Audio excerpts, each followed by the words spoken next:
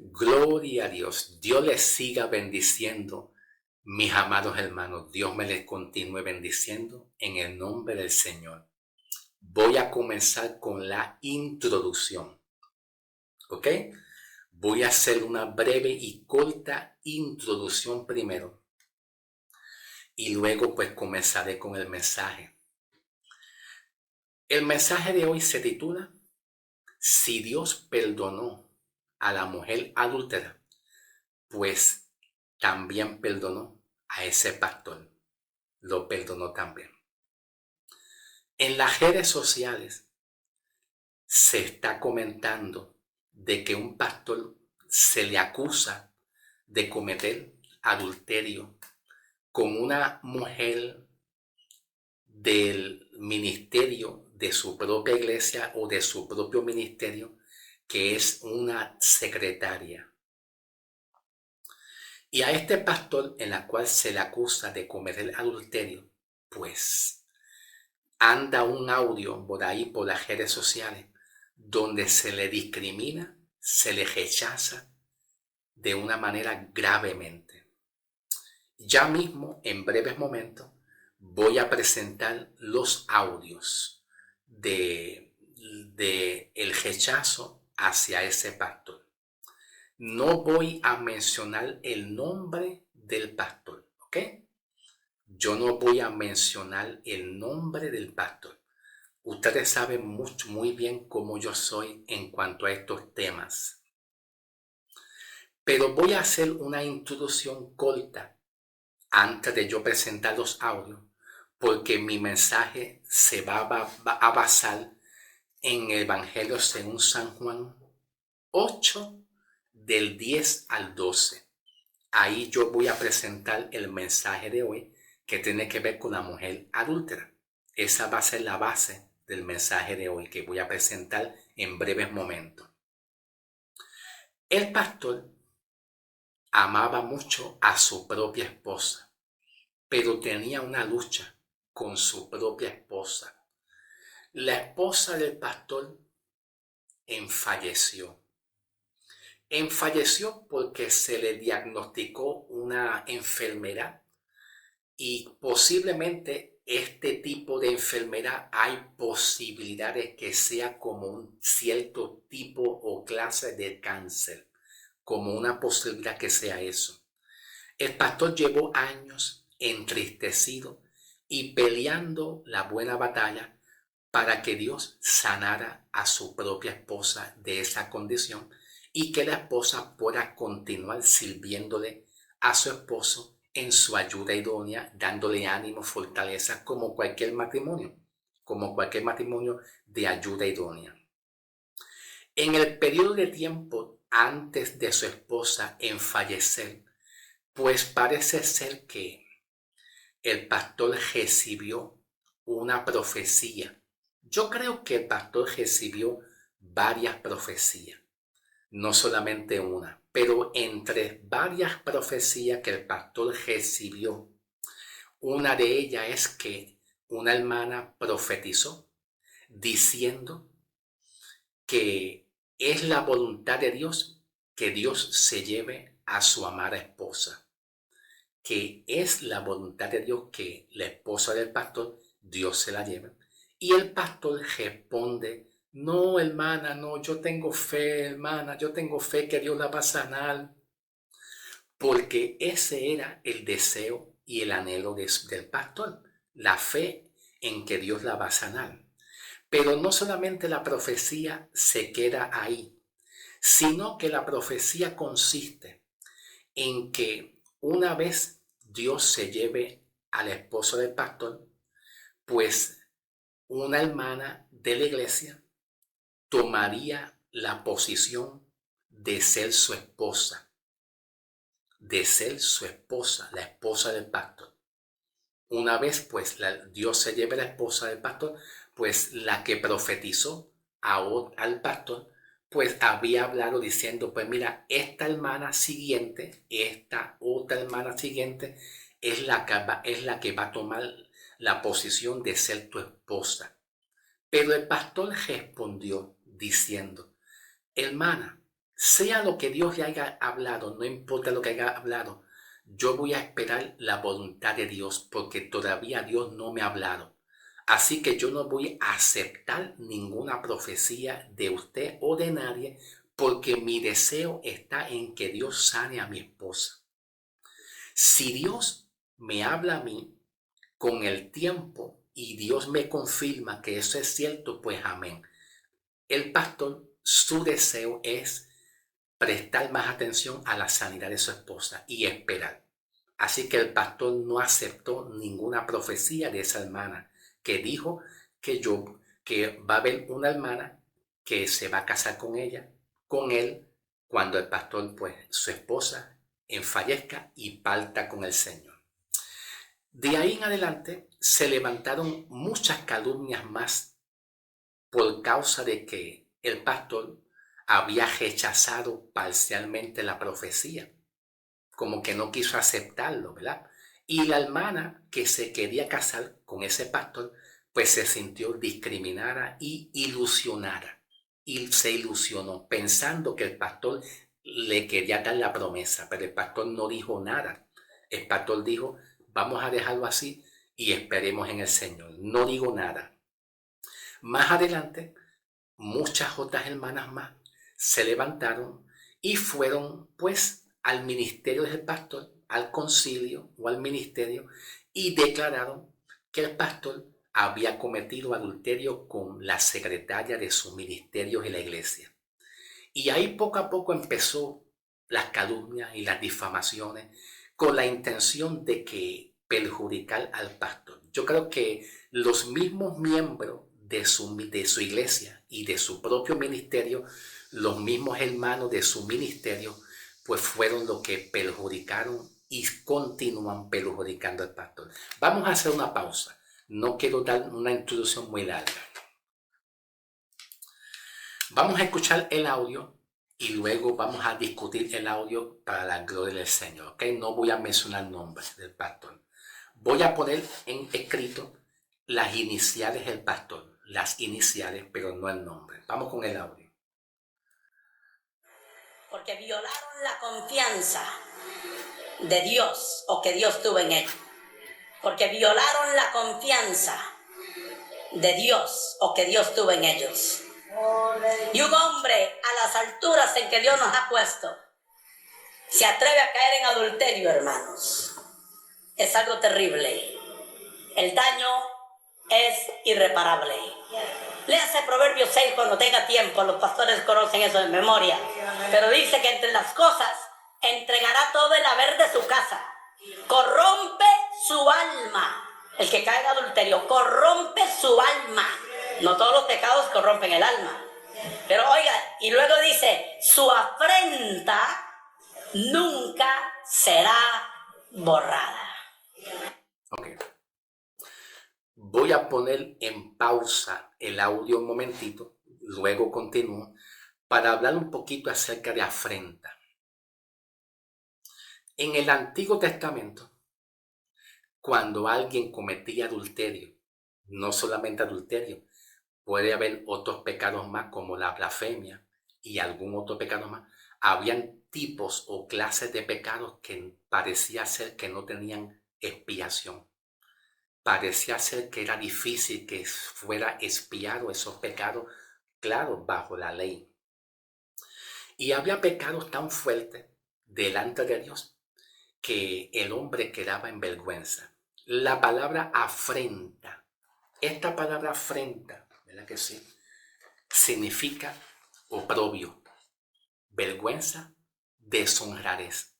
Cuando alguien se siente deshonrado, en vergüenza, cuando alguien se siente en descrédito, que le han quitado descrédito, que no tiene crédito, no tiene moral, ya está en lo más bajo, nadie confía en esa persona, está en lo más bajo moralmente. Ahora, en el Antiguo Testamento, cuando alguien cometía un pecado de adulterio, sí quedaba totalmente en oprobio y en descrédito. En el libro de Génesis 30, versículos 22 al 24, nos acordamos de Raquel ¿Te acuerdas de Raquel y de Lea? ¿Verdad? Raquel y Lea y Jacob. Pues se dice que Raquel no podía tener hijos. Y en el Antiguo Testamento, cuando una mujer se decía que no podía tener hijos, pues era objeto de burla, de descrédito, porque se decía que esa mujer pudo haber cometido algún delito o algún pecado en la cual Dios la haya castigado. Hay pecados en el Antiguo Testamento que se dice que Dios castiga a una mujer que no pueda tener hijos y que Dios cierre el vientre por causa de algún pecado que la mujer haya cometido. Entonces, si alguna mujer cometía algún tipo de pecado de adulterio o cosas semejantes, el castigo es que Dios le pudiera cerrar el vientre y no poder tener más hijos. Entonces dice Génesis 30, versículo 22-24, que Dios se acordó de Raquel. Y dice, y se acordó Dios de Raquel y la oyó Dios y le concedió Dios tener hijos. Y dijo Raquel dijo, Dios me ha quitado mi afrenta. Y llamó a su nombre de su hijo José, añadiendo y dijo, añádame Señor otro hijo más. ¿Ok? Aquí se habla de afrenta. La palabra afrenta significa vergüenza, culpa, deshonradez, descrédito. ¿Tú me entiendes? Entonces, en la cruz, Cristo pagó la deuda, pagó el pecado y quitó la afrenta. Cuando se pretende llevar un mensaje fuera de la cruz, cuando se pretende llevar un mensaje fuera del Evangelio y quitar la sangre de Cristo y quitar el perdón de Cristo, entonces ocurren estas cosas. Empezamos a desacreditar, empezamos a deshonrar y empezamos a profetizar diciendo que el que cometió un pecado toda la vida se queda con afrenta. Afrenta tiene que ver con la conciencia. El que comete un pecado de adulterio, la conciencia, donde quiera que vaya, siempre va a estar con una conciencia de sentirse un pecador. Y esa conciencia lo sigue donde quiera y le dice, soy un pecador, soy un pecador. En el Evangelio, en la gracia, en Cristo Jesús, todo hombre que se haya arrepentido de corazón, para ser salvo y justificado, aún en medio de su debilidad, el que haya creído Cristo en la cruz quitó la afrenta. Él la cargó con él. ¿Tú me entiendes? Cargó con la ofrenda no, con la afrenta. Cargó con nuestra culpa, cargó con el castigo de nuestra paz. El castigo que iba para el hombre, Cristo se lo llevó. ¿Ok? Así que esto quiero, hermano, que quede claro. Pero solamente estoy hablando cuando hay evangelio. Cuando se quita el evangelio, entonces la manera de profetizar es que hay afrenta, hay pecado y hay condenación. Las cosas cambian. Vamos a seguir con el audio, ¿ok? La afrenta del adulterio nunca será borrada. Porque con qué autoridad y qué moral se va a parar él a hablar de la familia y de adulterio y hablar si él ya también cayó en adulterio. Bueno, en la cruz, por la fe, ya somos aceptos. Y una vez Cristo borró nuestras iniquidades, canceló el delito, nos declaró justos y el hombre vuelve a tener la posición de autoridad delante de Dios. Una autoridad comparada con el Antiguo Testamento es distinta. El hombre ahora tiene autoridad para llevar la palabra porque sus pecados han sido perdonados. Pero este tipo de mensaje, cuando se habla de esta forma, de esta manera, de este método, indica que se está pretendiendo quitar el evangelio y poner la ley. Y la ley, pues, ve al hombre pecador, pero la ley de Cristo, por la fe y en el amor de Cristo en la cruz, ve al hombre justo y el hombre queda ya declarado justo con autoridad para llevar la palabra del Señor. ¿Ve la diferencia? Vamos a continuar con el audio. Estábamos pasando en el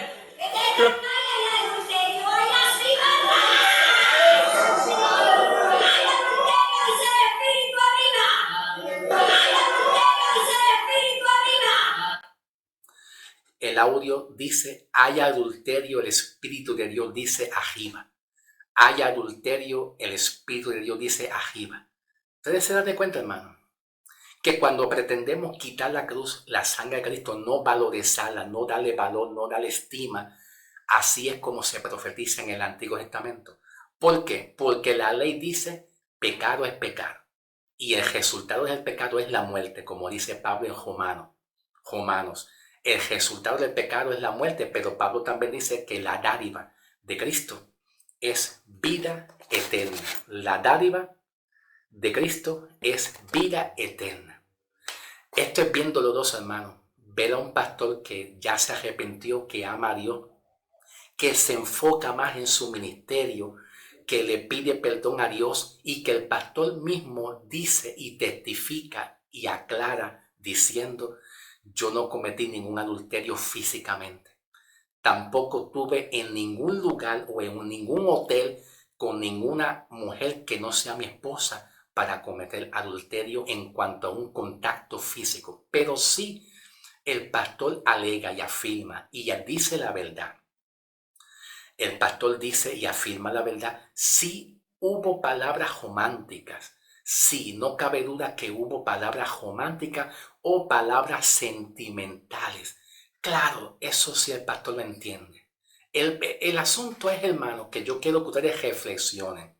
Yo quiero que ustedes entiendan que en cuanto a estos temas de acusación que se le hace a una persona, miren todos los hombres o mujeres, ¿verdad? Miren todos los hombres y mujeres que hoy en día, que aunque no se le acuse de adulterio, en su intimidad, de su relación íntima, estoy hablando de la relación matrimonial legal, la relación matrimonial legal de su relación íntima con Dios. ¿Cuántos hombres o quizás mujeres en la relación íntima, sexual e íntima, con sus mentes están deseando a otra mujer que no es su propia mujer? Puede ser el hombre, puede ser la mujer. ¿Cuántos pecados en la mente hay? Tomando de ejemplo, pecados en la mente. Yo deseo verte a ti desacreditado. Yo deseo verte a ti con la cabeza enterrada en el piso y los pies para afuera. Todos esos tipos de pecados son pecados en la mente que Dios juzga y que no dejan de ser pecados delante de los ojos de Dios. Entonces quiero que entiendan, hermano, que si el pastor dice, esta es la verdad, por causa de mi esposa, el sufrimiento, cualquier mujer, una palabra dulce que le diga un pastor, lo que sea. Cuando hay un pastor que está pasando una crisis con su esposa, que está enferma, que necesita de su esposa, yo creo que el pastor pudiera tener alguna relación romántica o sentimental con una persona que no sea su esposa. Pero eso no lo hace de adúltero. Eso no lo hace de fornicario. Así que el pastor testifica, mira, pasó estas cosas, pero Dios me libró. Y eso es lo más importante, que Dios nos haya guardado de todas las cosas. Continuamos con el audio, ¿ok? Con mucho respeto. Que otra vez no vamos a responder, porque para ser un ministro tiene que ser irreprensible. Los que caen, los que manchan, no estén pensando dentro de esta obra que pueden ser levantados otra vez. Los que caen, los que manchan, no estén pensando dentro de esta obra que pueden ser levantados otra vez. Bueno, lo que caen. En Cristo Jesús, lo que caen en adulterio y pecado, ya Cristo perdonó el pecado y quitó la deuda. Y aunque una obra específica, en un ministerio de una obra, no haya la oportunidad de trabajar, pues se respeta eso. Pero en la obra de redentora de Cristo, en la obra de la cruz que Cristo hizo, el hombre puede seguir predicando. ¿Por qué este mensaje? Porque nosotros fuimos llamados con un propósito. Quiero que te lleves esta palabra. Tú fuiste llamado para trabajar en la obra de Dios. Y la obra de Dios, dice Filipenses 1:6, que la buena obra que Dios empezó en ti con un propósito, Él la va a perfeccionar. El pecado no puede ser más grande que la obra redentora de Cristo. El adulterio y la fornicación o ningún pecado moral puede ser más grande que la obra redentora de Cristo en la cruz, para que la obra de Cristo y el propósito y el plan de Dios que Dios tiene diseñado y predestinado con aquel que ama y ha creído en Cristo, en medio de sus debilidades, la obra de Cristo no puede, el pecado no puede ser más grande que la obra redentora. Cuando hay llamado, Dios va a perfeccionar al hombre en sus debilidades. Y si hay llamado, hay propósito. Y si hay propósito, hay llamado. Y si hay llamado, hay bendición. Quiero que lo entiendas bien. Que aunque tú te encuentres en debilidades múltiples, a Dios le interesa más perfeccionar su buena obra en ti. Filipenses 1:6. Una cosa es que no tenga participación en una obra ministerial en una iglesia, por causa de que el mismo concilio o los concilios, y ahí tú puedes ver lo peligroso que son los concilios, cuando el hombre empieza a hacer concilio, porque cuando hay concilio empiezan a hacer esto no, esto no, esto no, queda descalificado, esto sí, pero esto no. Ese es el problema de los concilios. Pero en el Evangelio de Cristo no es así. Dios espera toda una eternidad de que ese hombre se restaura para que Dios cumpla su buena obra. En la obra de Cristo, el hombre queda calificado totalmente. ¿Ok? Vamos entonces a continuar con el audio y que se me va el tiempo rápido, hermano. Ahora usted se puede arrepentir. Usted ha cometido adulterio, entregue las credenciales. Si no la entrega, Dios lo va a sacar de todas maneras. Cuando sacamos a alguien, es porque es digno de ser sacado, porque es un escándalo y es un Acán dentro de la obra. Esta gente que están caída y están dentro de nuestra obra causan daños. Ok, bien. El daño es lo que se dice por la boca, lo que se declara por la boca. El daño es ese. Pero esta persona, cuando Dios llamó a Saulo, Dios conocía a Saulo de Tarso, perseguidor de la iglesia, injuriador de la iglesia, y alabado sea Dios, mi alma te alaba, Señor. Aleluya, mi alma te exalta, Espíritu de Dios. Cuando Dios llamó a Saulo de Tarso, no le importó lo que era Saulo, perseguidor de la iglesia, que hacía daño a la iglesia, que asolaba la iglesia, que metía miedo. Lo que le importó a Dios es que Dios tenía visión. Dios tiene visión para ver un hombre que puede ser obediente en llevar la palabra y mucho más en traer el mensaje del evangelio a los gentiles, a la iglesia. ¿Tú me entiendes? Y si Dios llamó a Saulo de Tarso, que era un perseguidor, ¿cómo no va a llamar a un hombre hoy en día, aún en sus debilidades? Dios lo va a llamar. Mientras más el hombre sea débil en sus debilidades, pero Dios ve un corazón humilde, contrito, humilde y humillado ante Dios, más Dios fortalece a ese hombre, a esa persona que tenga esa debilidad.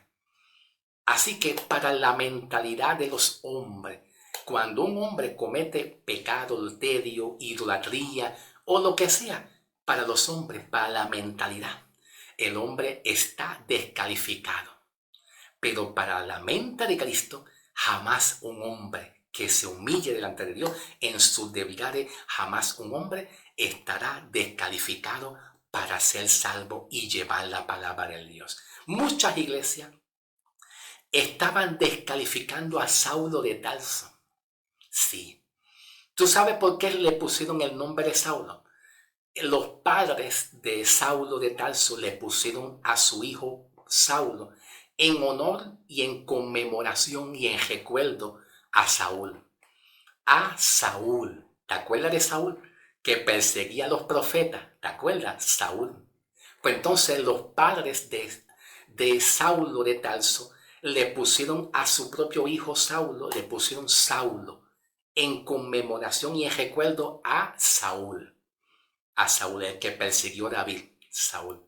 Entonces, de ahí viene el nombre Saulo de Tarso. Pero la intención de los padres de Saulo en ponerle su nombre a su hijo Saulo de Tarso, la intención es que si Saúl era malo y perseguidor de los profetas, mucho más malo va a ser Saulo de Tarso con las iglesias. Pero ¿qué hizo Dios con Saulo? Lo cambió, lo transformó. Y yo quiero que tú te lleves esta palabra. Mientras más tú te sientas en debilidad, mientras más el hombre sea discriminado, rechazado, descalificado, más Dios lo aprueba. Más Dios lo aprueba. Porque hay propósito. Hay propósito. Y cuando hay propósito, hay bendición. Y cuando hay propósito, Dios no te va a soltar de la mano jamás. Él va a cumplir su propósito con los hijos de Dios. Alabado sea el nombre del Señor. Se me fue el tiempo y no pude terminar lo que quería hacer, que era la lectura de Evangelio según San Juan. Pero como parte y como un complemento a este mensaje, voy a dar lectura a Evangelio según San Juan 8, del 10 al 12, en el próximo video. ¿Qué te parece? Vamos a continuar, ¿ok? Siempre bendiciendo. Aprendan a bendecir, a levantar, a edificar, porque es la voluntad de Dios. Pasemos al próximo video para complementar el mensaje que estoy haciendo, que es la lectura que voy a dar ahora, ¿ok?